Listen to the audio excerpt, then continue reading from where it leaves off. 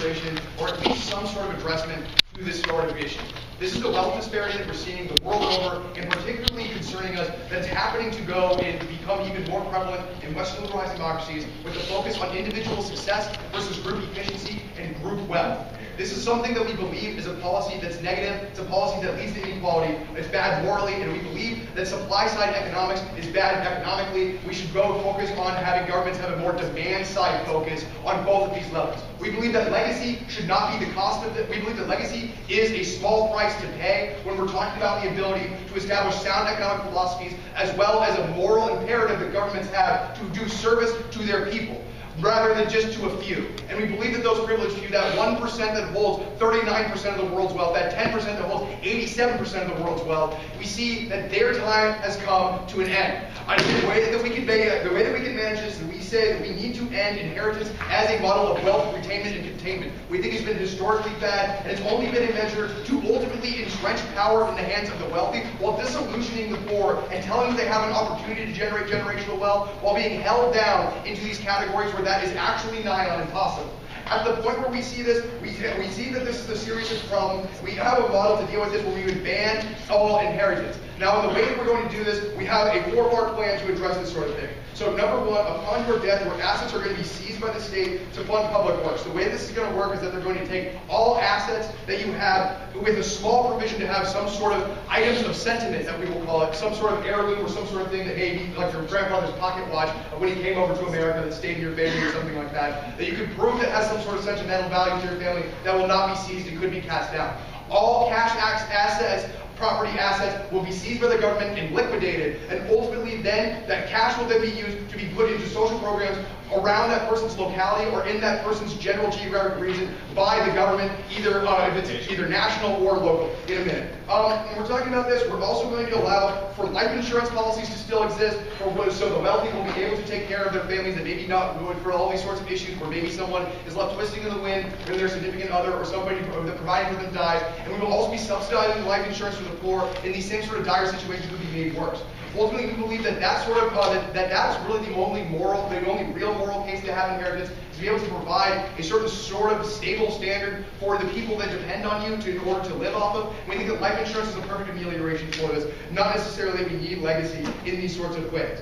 We think that yeah. Okay, so just to clarify here, what's your standard for sentimentality? If someone's had a house in Boston for 400 years since the Revolution, is that sentimental enough, or what's sentimental?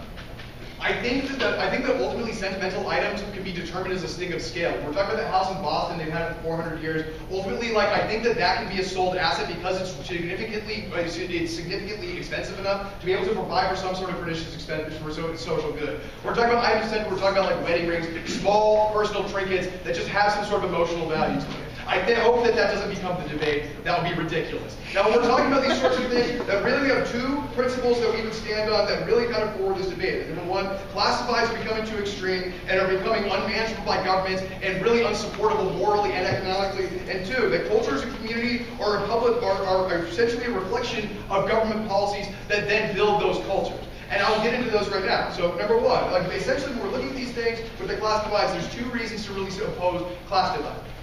There's a moral ground and a moral imperative that we believe the governments have as a duty to their citizenry. Now, as a duty to citizenry, we believe that there's a certain utilitarian calculus that goes into this to try and do the most good for the most amount of people. While it sounds simple in concept, it becomes very hard to execute because it's the attitudes of the people that we need to respect in a way with the ideas of the actual effects of policy on them. So while Reaganite policy of having supply-side economics go and rule all these sorts of things, looking at rugged individualism as a philosophy that we go and perpetrate throughout our economic policies, throughout our state policies, we see that ultimately that ends up undermining the way that people act and their ability to function in the world. We can see empirically that wealth divides have gotten bigger, that people are making less money, the poor have expanded as a population, and we see that less and less people every day control more and more wealth. At the point where you have $100,000 annually in added wealth in a country like the United States per capita, yet we have a median income of $39,800 a year, that's something that is untenable, it is unsustainable, it is unsupportable by a government seeking to have equitable treatment and freedom and justice for all its individuals. Secondarily, an economic point, no, Colin, no, James. Now, we're talking about these sorts of things that economically, we see that economically, having demand-side focused policies is something that's more equitable and more economically efficient than having supply-side focused policies, especially in service economies like Western liberalized democracies. When we see that you have the ability now to have these sorts of things channeled into wealth redistribution, whether it's the building of better schools, the bettering of education systems, whether it's the bettering of society through having better infrastructure that can go and then support workers and then support a better society built on top of it, whether you have or whether it's just welfare payments that allow people to go and have a leg up in society, or student loans provided to go and allow for people to attend college and improve their education. These are all things that invest in the future and make the economy better, make the economy more efficient, and make it something that's able to go and provide more jobs. And the other token is that when you have more money then in the hands of consumers, then they can go and spend that money at businesses, growing businesses, increasing competition, and allowing the economy to function more efficiently and better. Before I go on, Brittany. So you're not allowing an individual to decide that they want to provide that for their very own kids, to say, I want to send you to college, to say that I want to provide for your future. A, life insurance policy, you can already take care of it, and B, they are dead. Now, we're talking about these sorts of things, that really is the end of the day. That really is the end of that argument. Like, at the point where you're talking about a culture of community and being something that's weighed against this guy's idea of legacy, he can never view his legacy. His legacy he takes with him because ultimately he is just a corpse in a coffin, and that's all he will ever be for the rest of time. And legacy is an imagined thing that's a figment of imagination of somebody that's still alive right before they pass. It has nothing to do with what actually happens to their name. I'm sure that Jefferson Davis thinks that he's remembered as a great man. Like, when you're talking about these sorts of when you're talking about these sorts of things, like, that's where we end up getting to build a better society, one that's less focused on legacy, because now you have this idea that it's your duty to government through the law in order to go and provide for the best amount of good for the greatest amount of people. And at that point where that becomes the social focus and the social locus and the general deontological philosophy by which we base our decisions off of, then we change the definition of what it means to do the right thing. Doing the right thing isn't amassing as massive wealth so I can hoard it to my little family unit and have generational wealth build up. Now, doing the right thing is to try and provide for the best, most equitable society where everyone is fairly treated and has the most economic opportunity. This is what we stand for today, and we are proud to propose.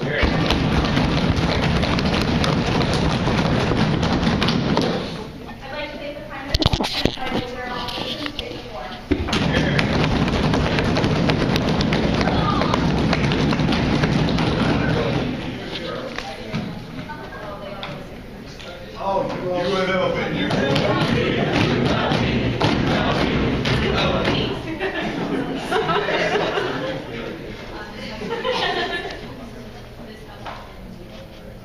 My partner, I think that it's nice that they set up this policy they think will affect so much positive change in their society. But the issue we see is that we think that this does end up harming the everyday man. We think this does end up harming the idea of being able to accumulate wealth that you can eventually pass on through inheritance to your family and being able to take care of it, to be able to care about that. We think it does matter even if this person does die at the end of the day. We think that person still has a vested interest in wanting to see their family have a successful future through, say, the passing on of inheritance. What I'm going to talk to you about today within my 2 points are, firstly, how does this affect the individual that passes, and how does this affect those left behind? And then secondly, I want to look at this idea and try to tell you about how this affects this idea of individual versus collective, creating a more of a collective mindset in terms of economy and giving back in that way, and how we think you actually have a better system when you have individuals who can accumulate wealth that they know they can pass on to future generations.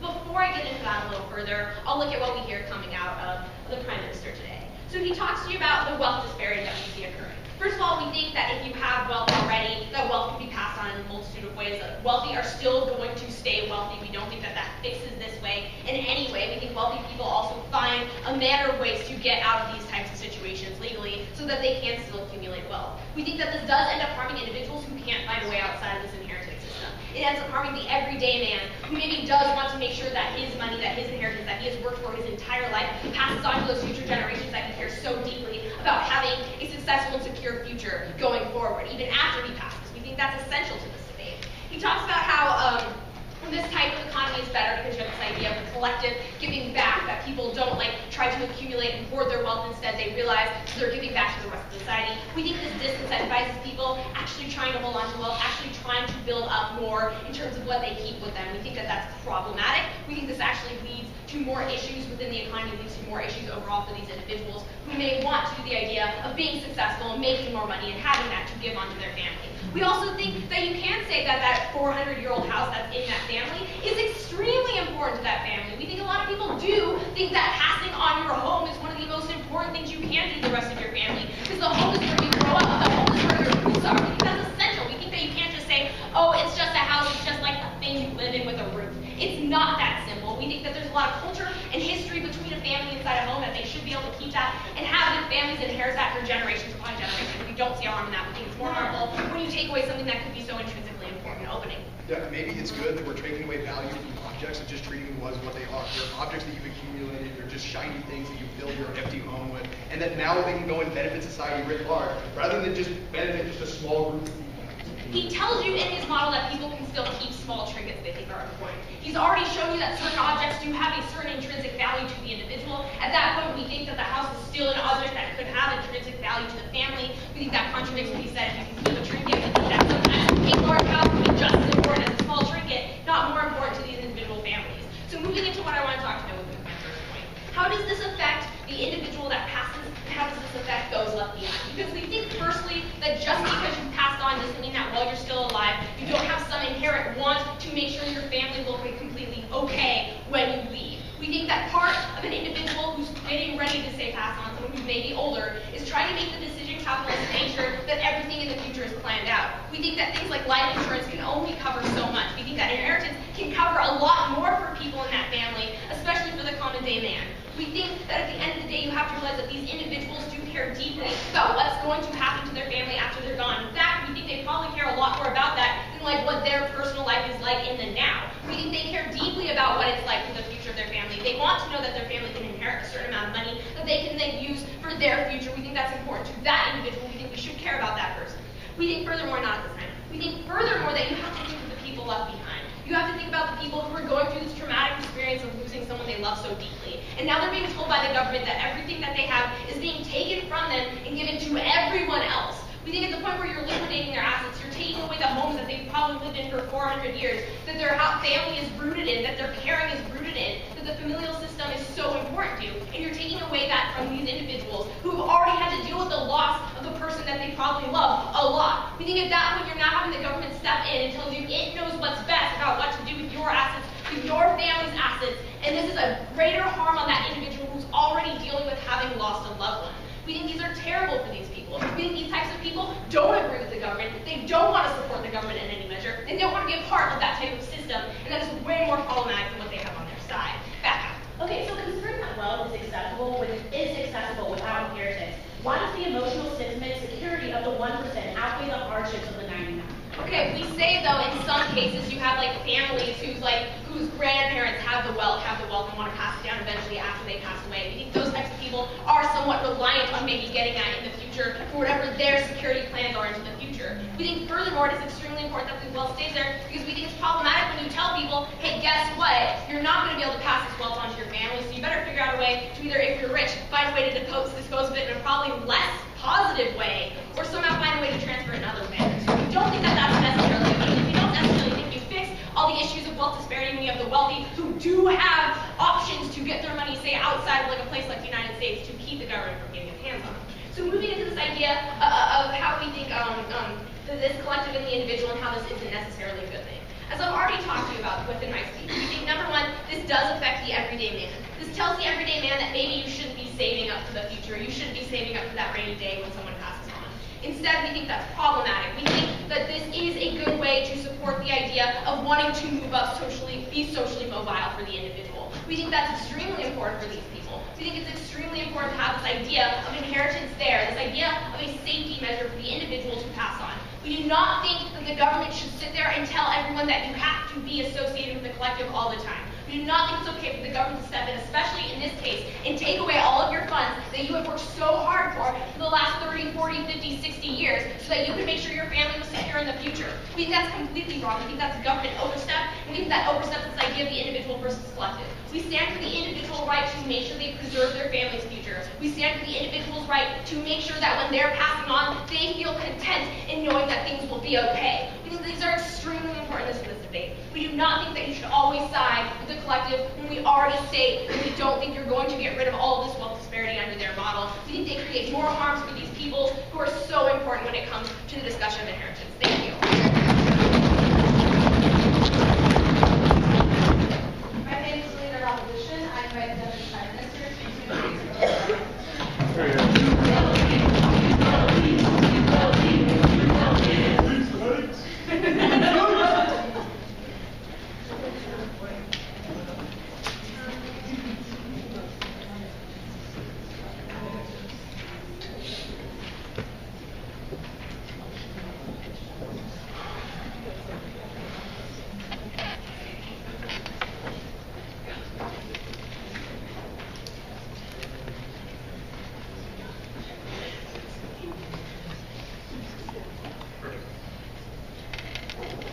Thank you, ladies and gentlemen, especially those among you who are still living. Now, Sam and I realize that we're talking about something that's pretty far radicalized, as you've heard it from the opposition. We know that this is something that's going to have an equal basis in philosophy and natural sciences. So along those lines, I'm going to kind of further Sam's case a little bit by showing you how we reshift the conversation about collectivism through this policy. And also I'm going to examine the ideas of legacy and why it's very important philosophically to be able to leave more than just your bones behind, even if it is just for your children or the society at large. But before I get into some of those concepts, I'm going to get into some refutation of what we heard from the leader of opposition here. She says that this affects individuals that have both passed and those that are survived violence, right? Individuals who are no longer here. Sam makes a statement that life insurance is a pretty good way to go about this, and she would say that, well, sometimes it's more than just life insurance. But we would like to emphasize the fact that life insurance does give you liquid funds with which to operate in the world, something that a ring or even a house can't do unless you sell it anyway. So we think that a lot of the mode of operation that they've had, that they'd like to complain we deprive people of, is solved by that, at least in one form or another, especially for the intentions of this debate. And she says to the people who have passed on, well, for one, they are dead. But nevertheless, they're going to be incentivized to not hoard the wealth that we're actually talking to you about as such a problem on this side of the house. And we think that is a great thing. As a matter of fact, we think that's a wonderful thing. And that's the objectives of when Sam's telling you that this disparity can be resolved, or not resolved, but at least addressed by the idea that you're taking off literally these billions of dollars locked up in assets that are never touched because it's old money, and redistribute them very specifically through county legislature that goes and affects the community directly. And I'll get into more of that with my legacy point, but we think that that was largely glossed over. And second, she gives a sort of nebulous thing about individualism versus collectivism, and says that the everyday man is going to just not want to save up for a rainy day in some way because now they know that in 60 years' time, when they die, those assets won't be transferred to their next of kin. We think that, well, when it rains, it dies. We think that at the same time, you can't be any sort of claim or basis because they're still going to want to be successful nominally. They're still going to do right by their children. This isn't going to lead people to just become lectures of the state or not be inventors or arbitrators of like invention and things like that. We think that that's not necessarily the case. But on to my point, right? This is the most important part of this. Is we're reshifting the thrust of social perception.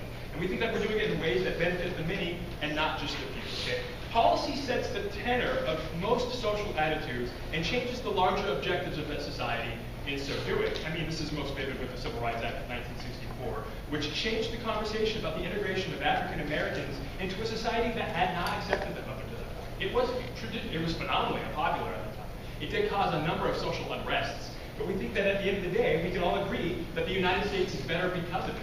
Now, keeping with that and extending it, we think we all agree in a sort of psychology collectively that the U.S. is a great place to live, and that idea exists in our general knowledge.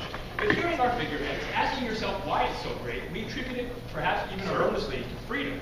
And what we're really talking about is our ability to make it by getting rich, our ability to make something ourselves by obtaining a certain amount of material wealth. And we think that that's definitely not the sort of psychology that we want guiding our actions as we operate in this society. Because it's guided our society to a preset notion, no thank you, that the accomplishments of the self are more important than those of the larger contexts which have birthed the self. And we think that this is detrimental for a few reasons. And I'm going to get into juxtaposing that as to what the sort of society we want to see after I take call. Sweet. All right. So what are you trying to reshift the conversation to? Is it to dead people more than they have rights, or is it to poverty? Like, what's this new tone that we're trying to put in there? We're wanting to shift away from what Matthew said to what Sam said. That's the conversation that we're trying to encourage here. That it's okay for you to give back to your community after you're gone. That there are plenty of financial and material ways to care for your family and yourself in the meantime without having to lock it up in assets and do the things that you said you're going to do.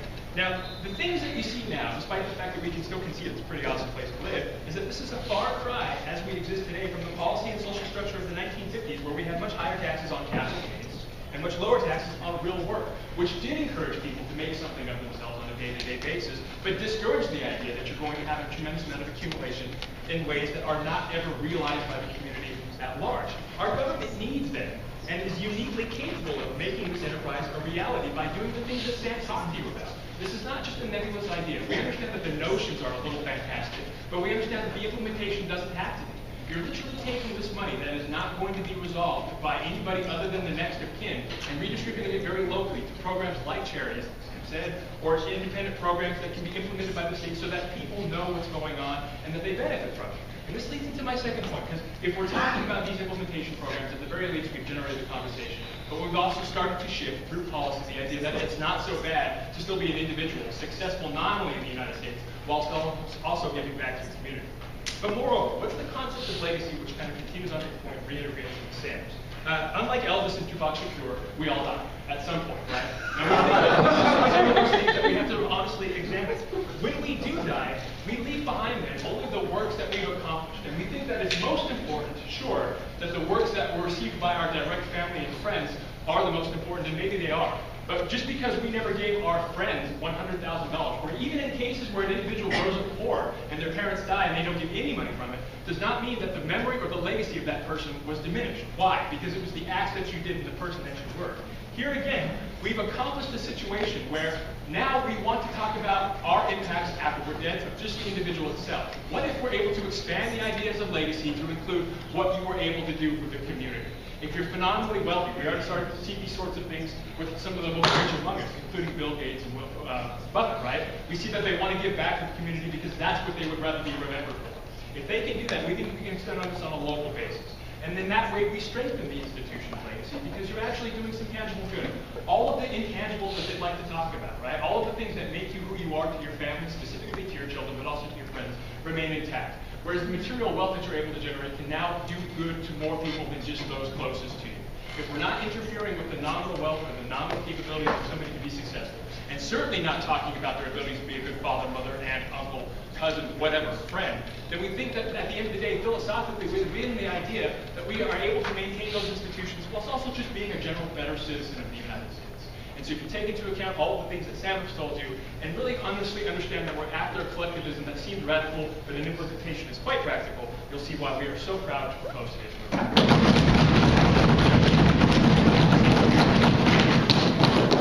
My name is Stephanie. I'm a representative of opposition. Include the front half.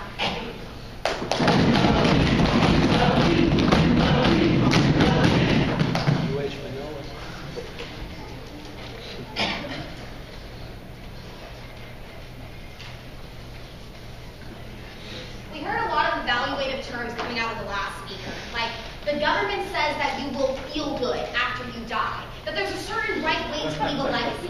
I think all of these terms are really unfortunate on this side of the house because it continues the notion to say that the government has the right to tell you what it is to be a good citizen, what it means to provide for your family, and how you should feel both while you're living and after you're gone. I'm going to continue the line of logic that my partner brought to you today by first previewing my 2 points of positive matter and then going into some direct refutation out of what we heard out of the last speaker.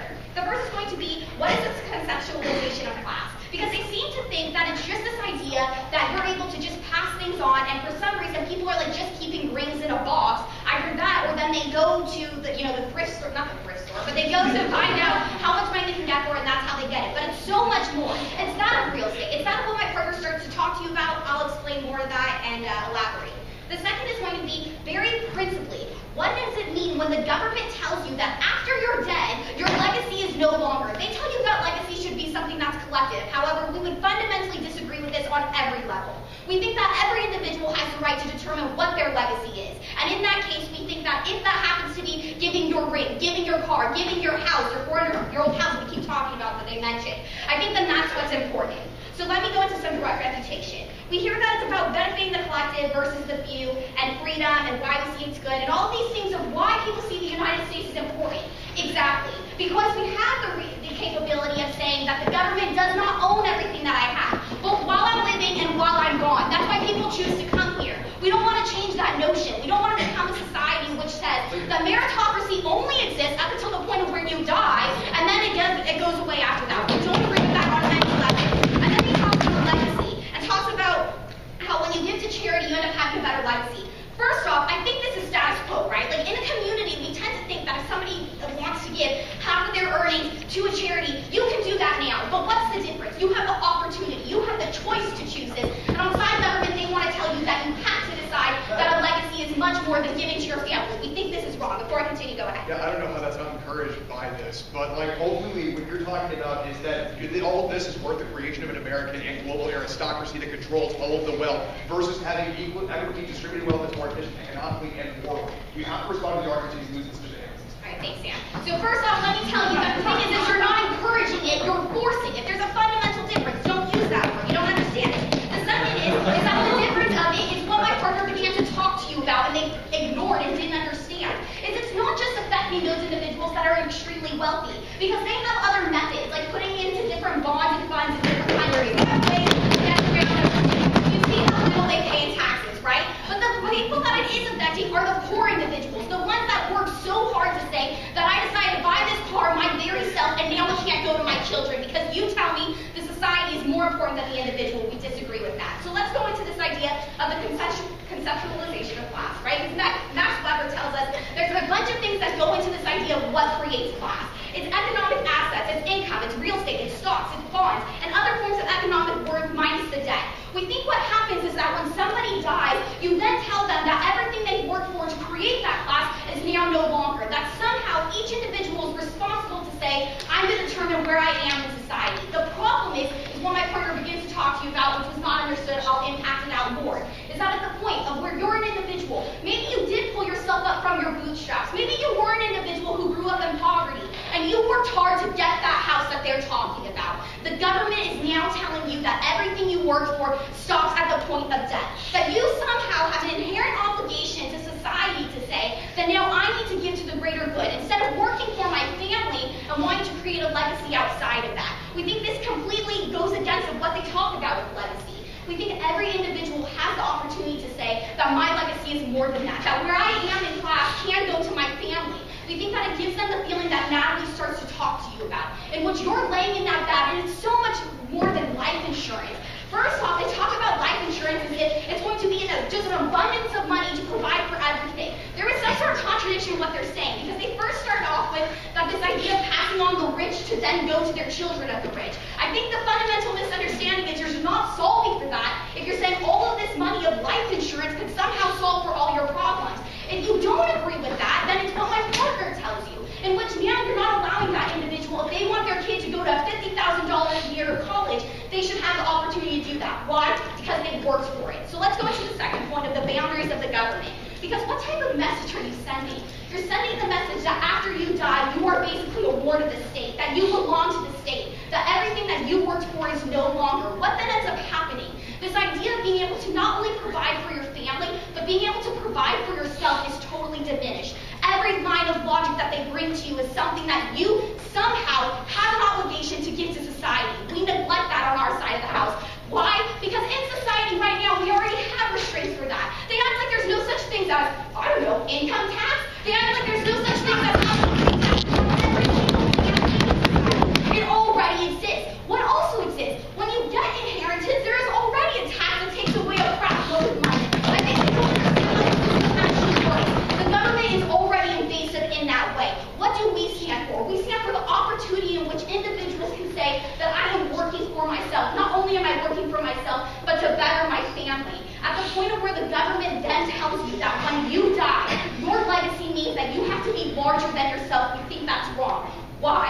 Because at the point of where the government tells you that, you're no longer part of the collective. You have some sort of obligation when you are born into society to say that I have to provide for the rest of you.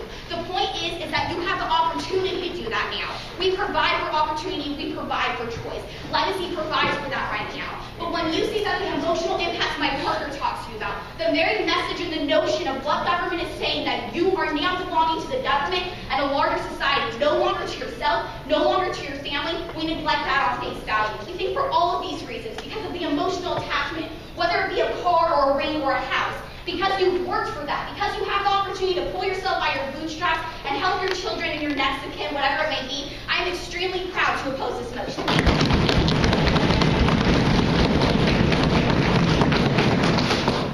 Thanks to that, I invite our government to open the next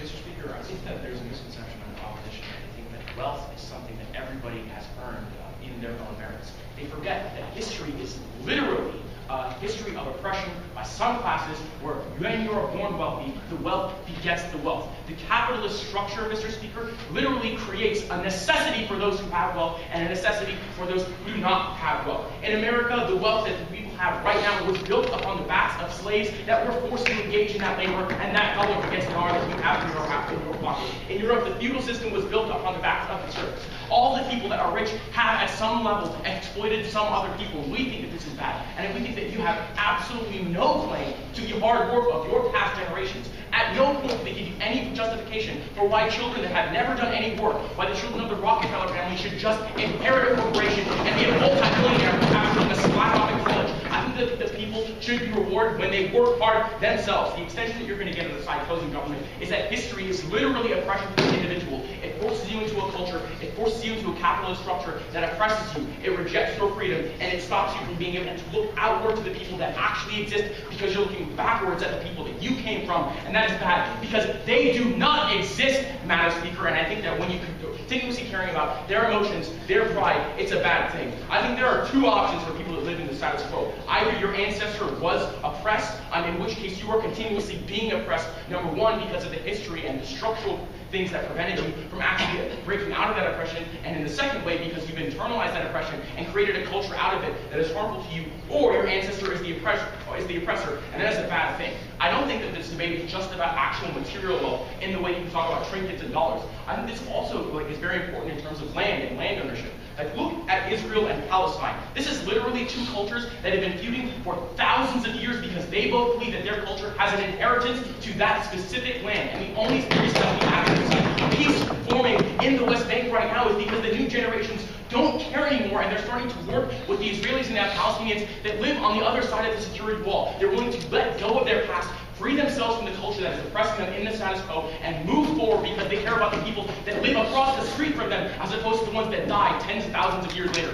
This is a bad thing. I think we should swing the axe of modernism and individuality at the umbilical cord of history, and that's a bad thing. I can do critiquey things too. It's not just these guys. This creates a culture of materiality that is incredibly bad, right? We disconnect the individual from their own past, their ancestry, and this allows them to be free. I think your culture oppresses you. It says that you must be a certain way, and that's a goddamn bad thing because it prevents you from actually engaging in the free choices that are the formation of the positive, like explanation of individuality. Furthermore, this culture is exclusionary. Other people can't have this specific nature because they don't come from the same group of procession of actual material things. This is bad. I think it hurts the outgroup in a significant way. Without Collins. All right. Your bench has convinced me, and I think almost everyone in this room, the poor are worthy of help, and redistribution is a worthy goal. Why can't we just raise income taxes or do any number of other measures to get so? Why is this better than those measures? Okay, like, did you not listen to what I was saying? Like, right? You don't like it? Well, get out. Okay, I think that the rich right now are not rich because they earned it. I think a large portion of the people that are rich right now are rich because their parents are rich, and those parents are rich. That's not okay, guys. I think that you earn things, not people in the past, but you yourself must earn things. I think that when we break down this interest in the past and what happened in the past, we equalize the playing field where everybody must start to learn things. I think that if the best that they can come up with is like practical critiques of the way this model will work, I think they're absolutely missing the point of this debate. The point of this debate is, should you have a consistent application to the material wealth that other people have earned? Absolutely not, Mr. Speaker. I think that you have an obligation to look to the people that are existing in the now and in the status quo. And I think that this is, and when you don't have this, and when you have a culture of exclusions and in-groups and out-groups, you are allowed to close your eyes, blinker yourselves, and ignore the things that are happening in the rest of the world. Like the tens of thousands of people that are starving every single day in Africa. I think that we should not forget about them merely because we're Americans and we need to care about our American home. And I think the example I give you of Israel and Palestine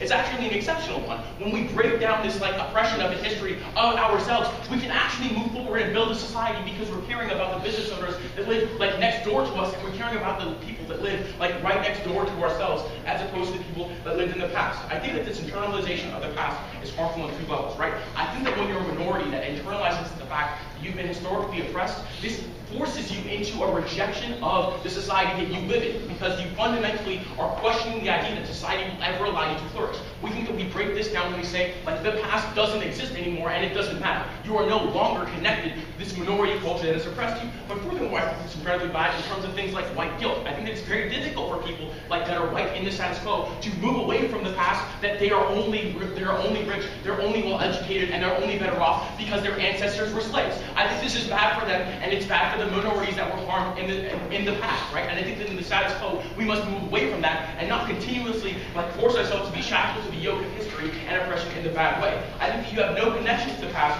no allegiance to the line of people that no longer exist, that is more pressing than the people that exist in this specific room. Why should your sentimentality in terms of a house that you own be more important than selling that house and using that to buy food for the people that are actually starving in the world right now? I think that the second and the latter is a lot more moral, because the other side is like where do the dead people exist? I don't know, I don't really care. And the government should be concerned with the people that exist in the now. Furthermore, I think that we equalize the playing field so that everybody must work and to actually achieve something themselves. I think that the Rockefellers should probably start off in McDonald's and a first part-time job just like the rest of us, and they don't get a high position that they have just because their dads and their moms are rich, right? I think individuals should not be determined by who they are and what they can't control, but the choices that they make, and that is it. The choices that they make themselves in this world, in the present, because that is what exists. The only thing that hasn't been touched in terms of rebuttal from the opposition side is that we're forcing these people to give up their inheritance. Like, no, you're not forcing them because they don't exist. You cannot force the hand of someone that is dead because they are dead. They no longer exist, Mr. Speaker. We're not forcing anything. They are gone. We are just saying that once you are gone, your wealth belongs to the society because it was built off of the society. And there's a way that we can apply it so that it helps most people and not just the people that you advantage. And you say, they work for it. Yes, we're not taking away wealth that people earn in the status quo. We're not taking away all the bootstraps that you pulled up. We're merely rejecting your ability to pass that on to people that did not work for it. We think that all this is here, and we think we should definitely disambiguate the benefit of the individual to be located in history, because that's an incredibly bad thing. For all these reasons, we're incredibly proud.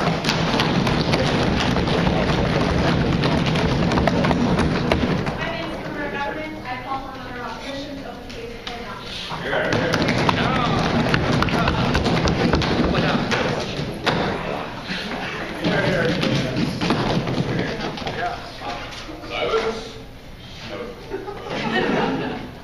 So I think there's two things that are being presupposed by the government in this debate that their case rests on that they haven't actually defended. It's just been asserted again and again. We believe that the dead have rights.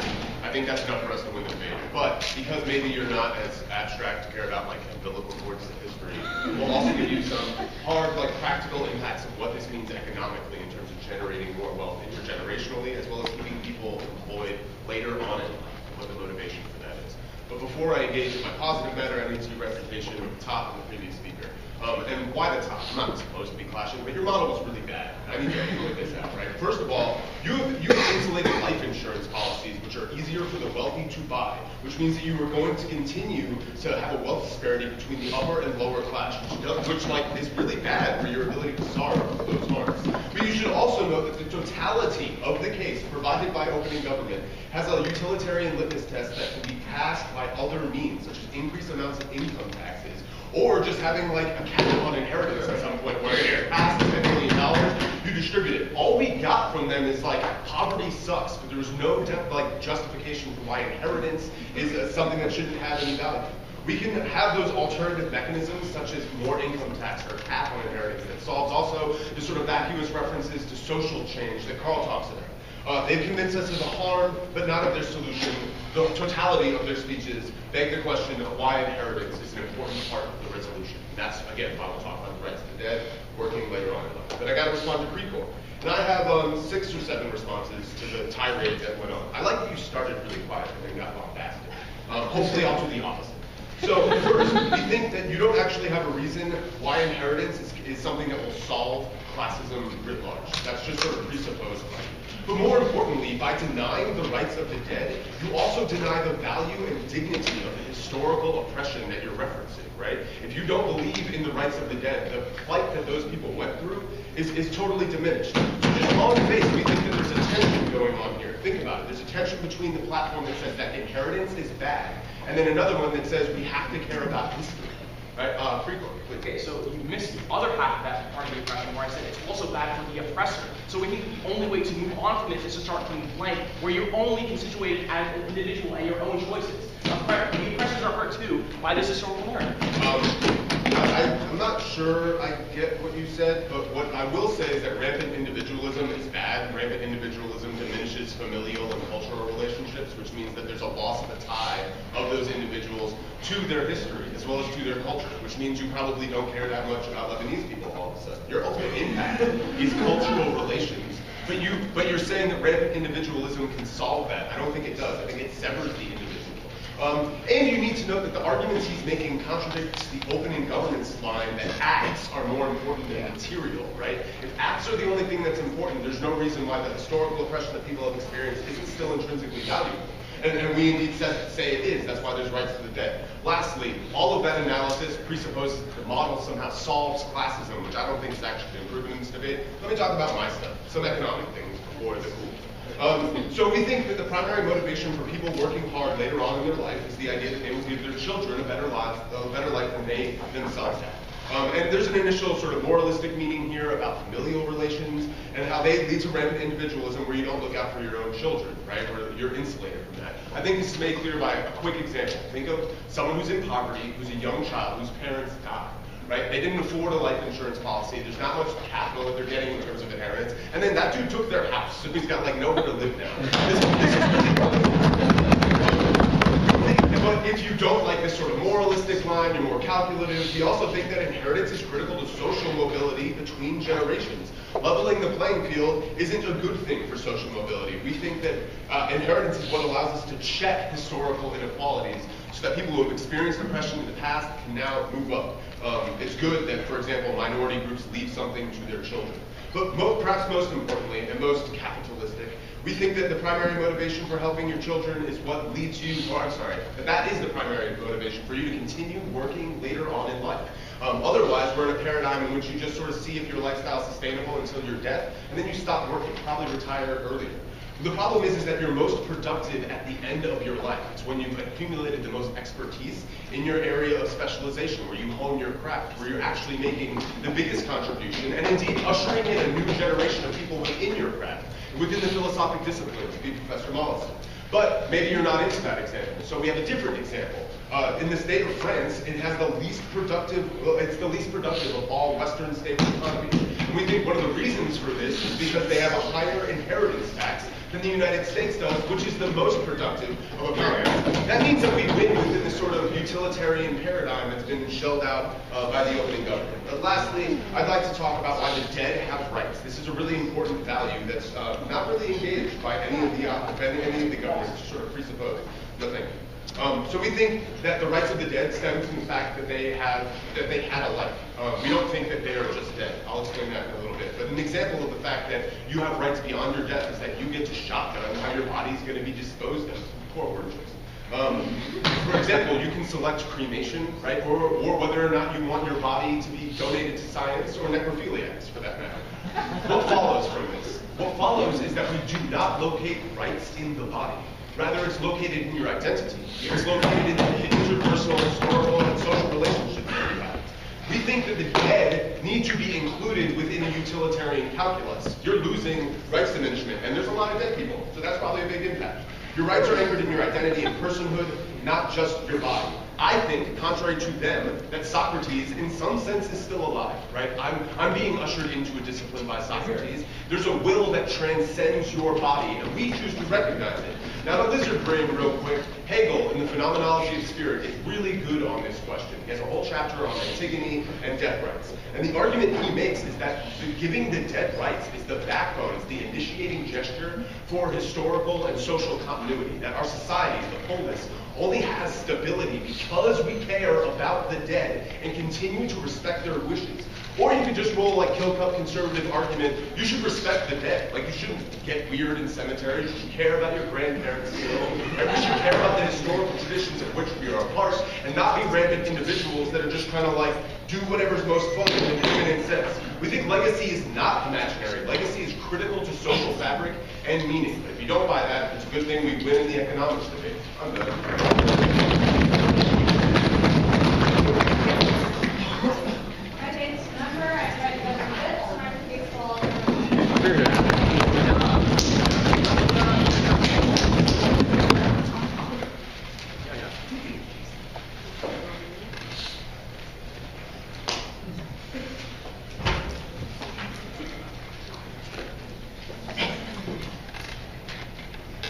Madam Speaker, ladies and gentlemen, I'm not too into philosophy and the biblical chords. I'm into matter-of-fact statements. So I'm just going to give you a very simple speech about why we win, right? Because I don't think that we got a lot of new information from James. We got a lot of the same stuff that we heard already in Adam. We got a lot of stuff about, hey guys, materialism is important. We got a lot of stuff about dead people have rights. And then he backed with a really cool philosopher that I don't know about and I don't really care about. But this is my response to him, right? Here, I'm going to go into a few points of rebuttal, and I'm going to ask you these three questions, because I think they're very important.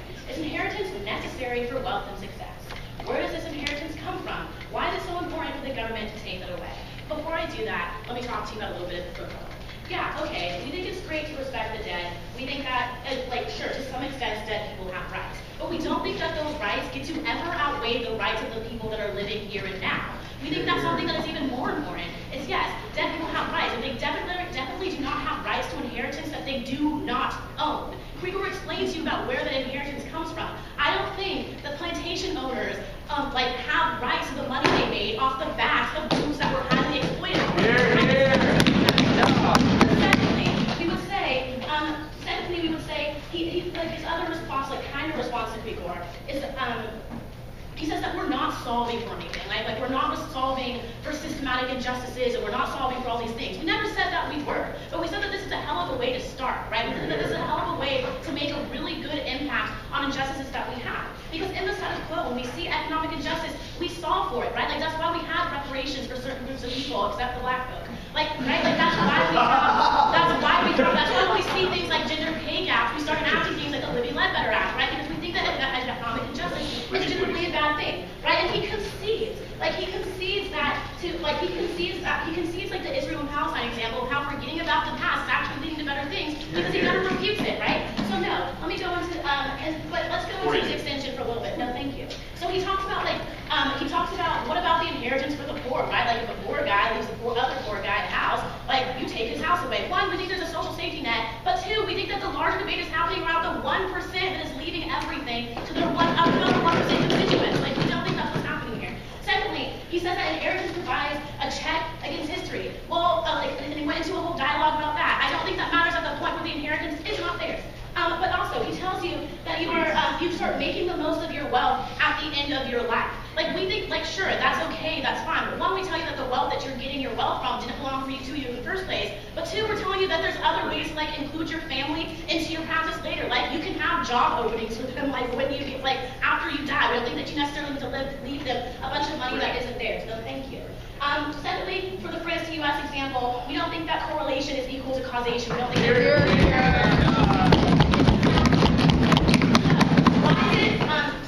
where does this inheritance come from? First, I'll take bottom half. I'll take you. Okay. Yeah. So if your claim is, and the entire basis of your claim you got on the second bench here is that they don't deserve the money, they never earned it, they never had a right to it in the first place, why don't we just take it from them when they don't earn it in the first place rather than let them have it for their lifetime? Am I supposed to get into a time machine and like go back and play a lot of slaves and like, I don't know.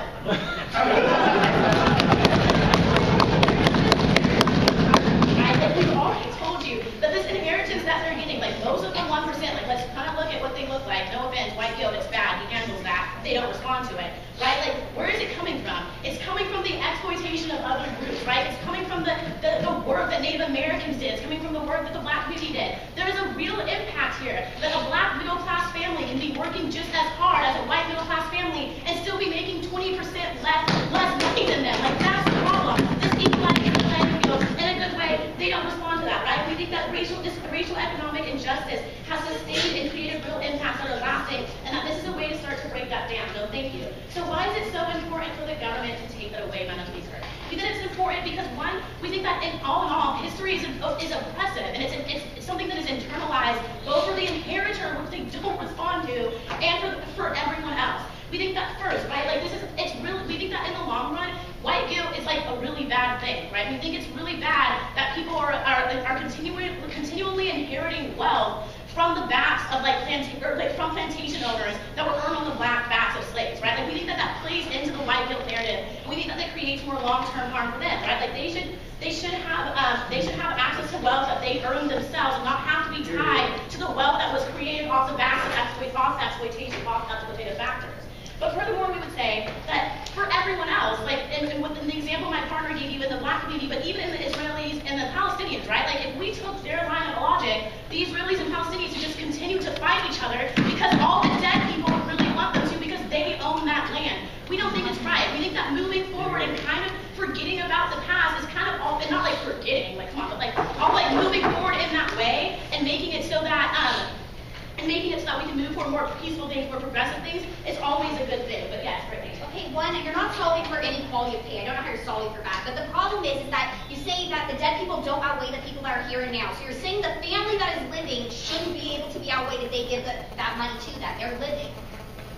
Yeah, they're living, and they can live and achieve success without the wealth that their parents earned off of the backs of other people, right? Like inheritance is still something, like wealth is still something you can access without inheritance. I think that's really important to know. There's plenty of people that do it. They should work hard and do it too. I know it's so hard. But moreover, we think that it's really like Hayward gave you really good examples of why looking at the here and now is a really good thing. That how on principle, even though we don't solve for everything, we get that, right? Like we don't solve for everything, we don't solve for inequalities, that's okay. But we do think that even on the most basic principled level, focusing on the here and now is what's important. Doing what the Israel and Palestinians are doing right now is what's important. And that's not correlation without causation, that's just a fact of what they're doing, right? Like we think that it's important. We think that it's important that individuals should be defined by the choices that they have made here and now. We think that even though the dead have rights, they certainly don't have the rights to money that they didn't earn, and they certainly don't have the right to have rights that outweigh the hardship of the rest of the 99%. And for those reasons, we are proud.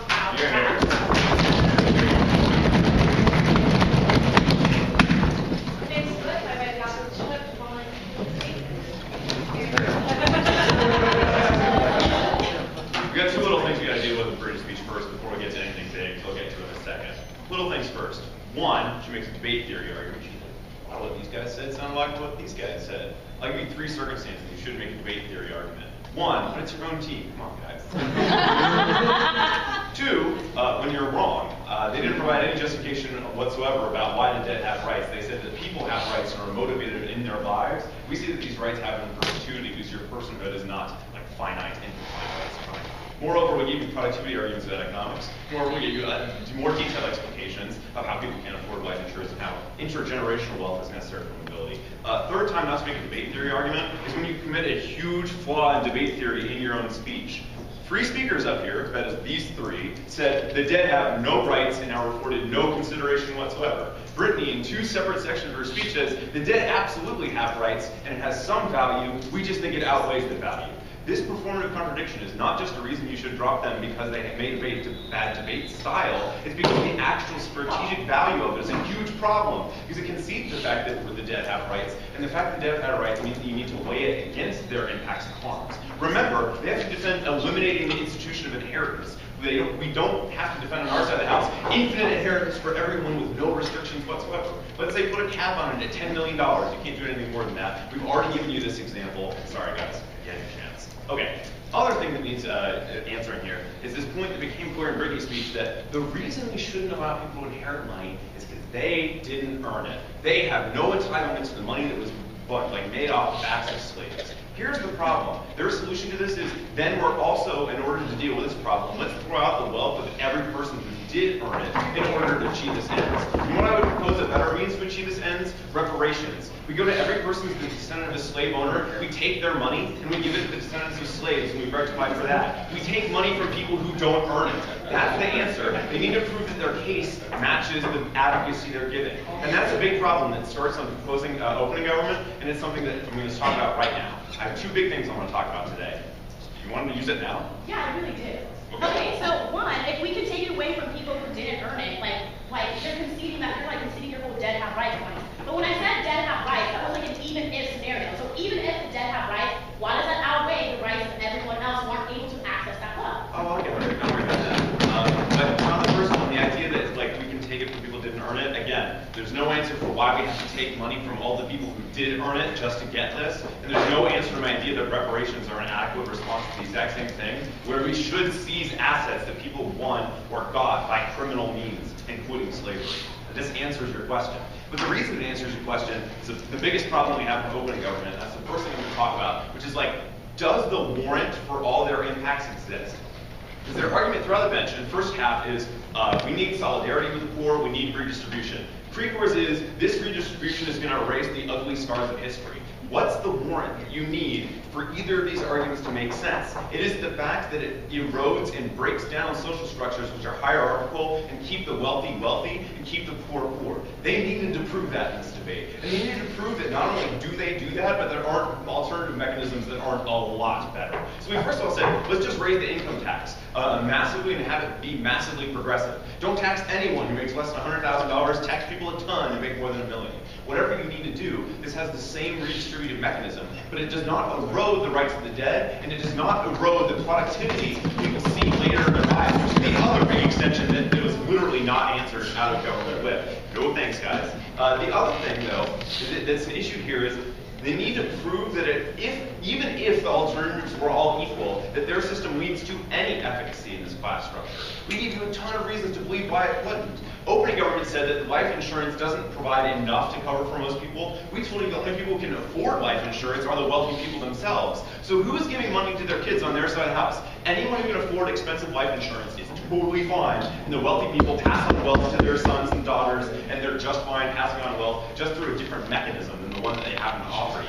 For people who are poor and can't afford an expensive monthly check because their expenses are more sensitive to month and week concerns, those people can't afford life insurance. The poorest people are the ones who are the least able to distribute wealth to their children. So none of that erodes. Moreover, we give you the example of productivity, why our societies that have extraordinarily high income or tax rates for the people who are giving out their inheritance are the least productive. The ones with the highest productivity are ones that have low inheritance. And we gave you a warrant for explaining why this example occurs, which is that people at the end of their lives and their most productive periods of their careers aren't going to be motivated just by slightly more luxury in retirement. They're going to be motivated by their ability to give to their kids. What's the next warrant that we gave you? We tell you that intergenerational mobility is the essential for class mobility because it allows people to accumulate wealth over time and lay a nest egg for their kids, so their kids have an exit for the class that you're in. So if you're born into a poor class, it's very hard to get completely out of poverty in your generation. But if you can work hard and save up just enough money to pay for your kids to go to college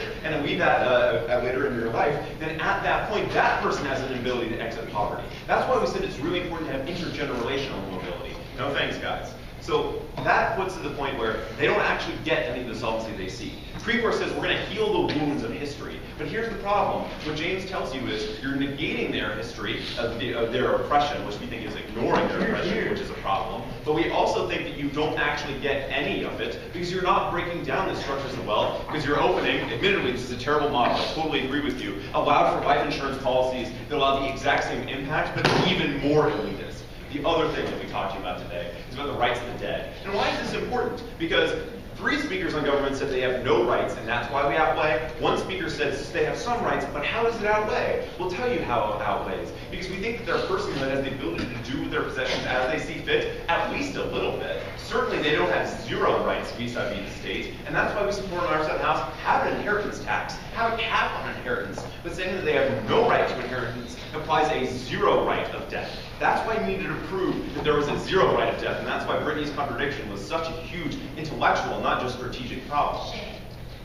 Well, I'm sorry, we'll see what I'm about for that. So what we're put you, Madam Speaker, is that we give you this justification of death, which is that personhood is not embedded in someone's body, and is not embedded in time. Their identity and who the identity formed exists throughout time. That's why I say Aristotle still exists, is not because his body still exists, or that his personhood continues on and continues to develop upon itself. It's because that personhood existed at some point, and nothing can negate the fact that it existed ever. That justification is not only news to this debate, but is essential, which means we consider their rights at least somewhat, which 3 government speakers acknowledge contradicts and kills their case. Madam Speaker, we're incredibly proud.